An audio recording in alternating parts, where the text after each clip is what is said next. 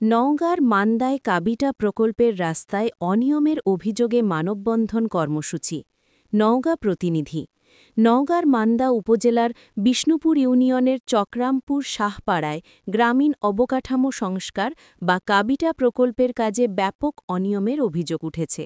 অভিযোগের প্রতিবাদে এলাকাবাসী মানববন্ধন কর্মসূচি পালন করেছেন। আমরা বললাম যে ঢালাইটা শনিবারের দিন করেন, উনি শুক্রবারে লোকলে আসে কাকে বলালে কওয়ালে ঢালাই করতে চলে গেলেন। মনের মতো কাজটা হয়নি। আমরা এত কিছু বলার পরেও কোনো কর্ণপাত করেনি মেম্বার সাহেব।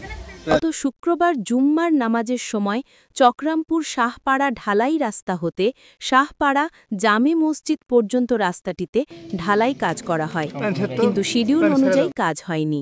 বরাদ্দ অনুযায়ী ইট, বালু ও খোয়ার পরিমাণ কম ব্যবহার করা হয়েছে বলেও অভিযোগ করেন তারা। বরাদ্দ নিয়ে আসলেন 4,10,000 টাকা, আঁকিবাজি মারা চলে গেছে। ছেলে আমাকে হুমকি দিছে, মেরে ফেলবে বা তার এখানকার 2 ইঞ্চি 1.5 ইঞ্চি এরকম পরিমাণ করে দিয়ে চলে গেছে।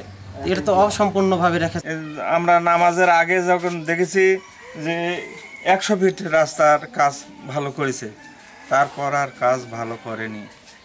তিনি বললেন যে আমি 3 ইঞ্চি কাজ করব। সেই কাজ আমরা নামাজ পড়তে গেছি, সেই মুহূর্তে উনি 1 ইঞ্চি 1.5 ইঞ্চি এবং জনমনের মতামতের বাইরে সামগ্রী ব্যবহারের কারণে রাস্তাটি অল্প সময়ের মধ্যেই নষ্ট হয়ে পড়বে। তারা উপজেলা দুর্যোগ ব্যবস্থাপনা বিভাগ সহ সংশ্লিষ্ট কর্তৃপক্ষের দ্রুত তদন্ত দাবি করেছেন।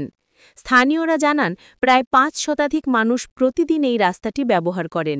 এর আগেও সরকারি বরাদ্দের রাস্তা নির্মাণে অনিয়ম হয়েছিল। এবারও একইভাবে নিম্নমানের কাজ করায় ক্ষোভ প্রকাশ করেন তারা। এ বিষয়ে প্রতিবাদ করায় স্থানীয়ভাবে বিভিন্ন হুমকিরও মুখে পড়েছেন বলে দাবি করেন তারা। তাদের দাবি, সরকারি শিডিউল